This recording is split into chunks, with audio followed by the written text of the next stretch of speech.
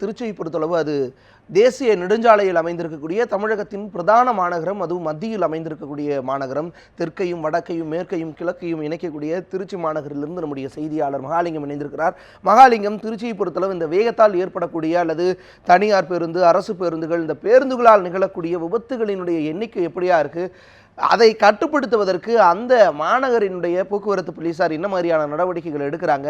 அங்கு என்ன மாதிரியான நிலைமை? இந்த வேகத்தால் ஏற்படக்கூடிய இந்த விபத்துகளினுடைய எண்ணிக்கை கட்டுப்படுத்த என்ன மாதிரியான நடவடிக்கை எடுக்கப்படுகிறது? பதிவு செய்யலாம். வணக்கம் தேவேந்திரன். தமிழகத்தில் உள்ள மற்ற மாவட்டங்களை ஒன்றிணைக்கும் வகையில் தான் தற்போது திருச்சி மாவட்டம் இருக்கிறது.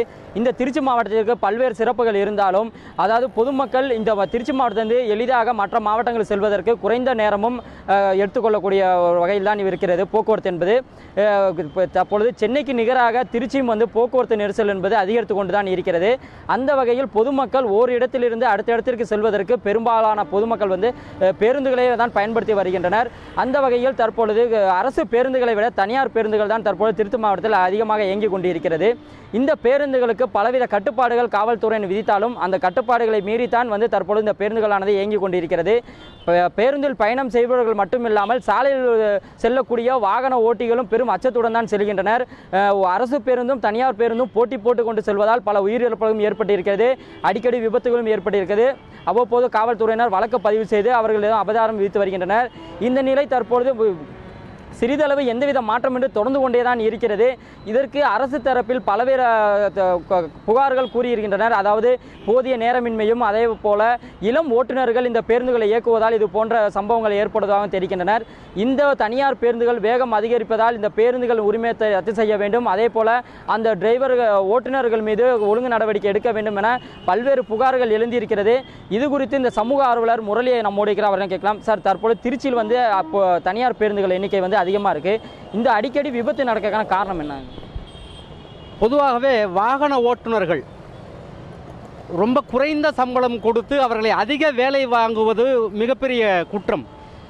தனியார் அந்த பேருந்துகளுடைய முதலாளிகளும் சரி, அரசு அதிகாரிகளும் சரி, அரசு போக்குவரத்து கழகத்திலே வாகன ஓட்டிகளை கேட்டால் கதையாக சொல்லுகின்றார்கள். அவர்களுக்கு ரெஸ்ட் கிடையாதுங்க. முதல்ல 2 டியூட்டி பாரு 3 டியூட்டி பாருன்னு அவங்கள போட்டு விரட்டுன்னு விரட்டி பழி வாங்கும் போக்கோடு சில அதிகாரிகள் இருக்கிறதுனா அந்த மாதிரிலாம் கூட சொல்கிறாங்க. நிறைய கம்ப்ளைண்ட் வந்துட்டுருக்கு.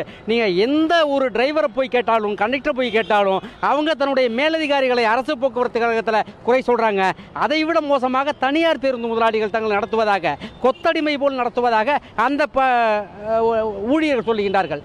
இன்னொன்று, பொதுவாக யாருக்குமே ஒரு எத்திக்ஸ் கிடையாதுங்க. நீங்கள் நம்மை நம்பி ஏறுகின்ற பயணிகளை கொண்டு போய் இறக்கிட வேண்டிய கடமை நமக்கு இருக்குது. இன்னும் பெரிய கொடுமை என்னென்னா, அந்த வாகன ஓட்டுநருக்கும் ஒரு குடும்பம் இருக்குங்கிறத அவனே மறந்துடான் சில நேரங்களில். இன்னொரு பெரிய கொடுமை, அரசாங்கமே டாஸ்மாக் கடையை திறந்து வச்சுட்டு அவன் உடல் அசதிக்கு அங்கே போய் சாப்பிட்டுட்டு போயிடுறான்.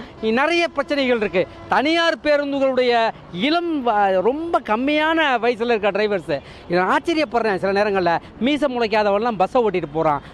பக்குங்குது பார்க்கும்பொழுதே அதை ஏறுறவன் இறங்குறதுக்குள்ள பஸ் எடுக்கிறான். காரணம் கேட்டால் கலெக்ஷன் காட்டலாம் பேட்டா கிடைக்காது. அவனுக்கு கிடைக்கக்கூடிய அந்த பேட்டாங்கிறது கலெக்ஷன் பேட்டா தான். அந்த கலெக்ஷன் பேட்டா அதிகமாக வரணும்னு சொன்னால் எங்கே நிறுத்தணும்னு தெரியாமல் ஸ்கூல் வாசலில் பசங்க நிற்கிறாங்க.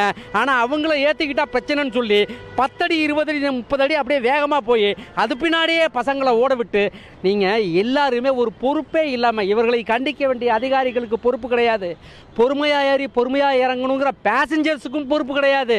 100 பேசஞ்சர்ஸில் 4 பேர் தண்ணி போட்டு வந்தானா அவனுக்கும் கண்டக்டர் டிரைவருக்கும் தகராறு நடக்குது. ஆக பொறுப்பு இல்லாத மனிதர்களாக இங்கே இந்த சமூகம் மாறிவிட்டது. அதனால தான் உளவு பிரச்சனையும் வருது.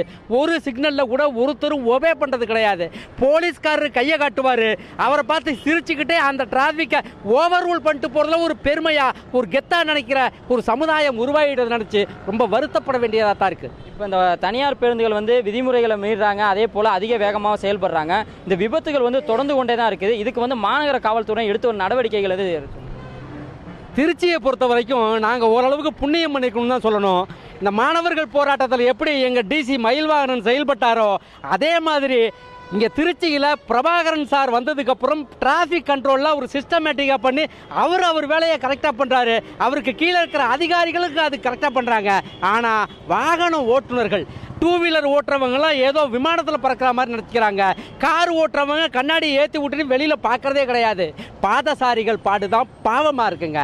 நடந்து போகிறவங்க சாலையை கடக்க முடியலை, சிக்னலை ஒபே பண்ணணும்னு பாதசாரி நின்னா கூட வாகன ஓட்டுநர் வேகமாக போகிறான், ஒன்றும் பண்ண முடியலை. இப்போ இந்த மாதிரி தொடர்ந்து இந்த அதிவேகமாக ஏற்படக்கூடிய அந்த விபத்துகளை தடுக்க என்ன மாதிரி நடவடிக்கை எடுத்தால் சிறப்பாக இருக்கும்னு நினைக்கிறீங்க? மக்கள் திருந்தணும்.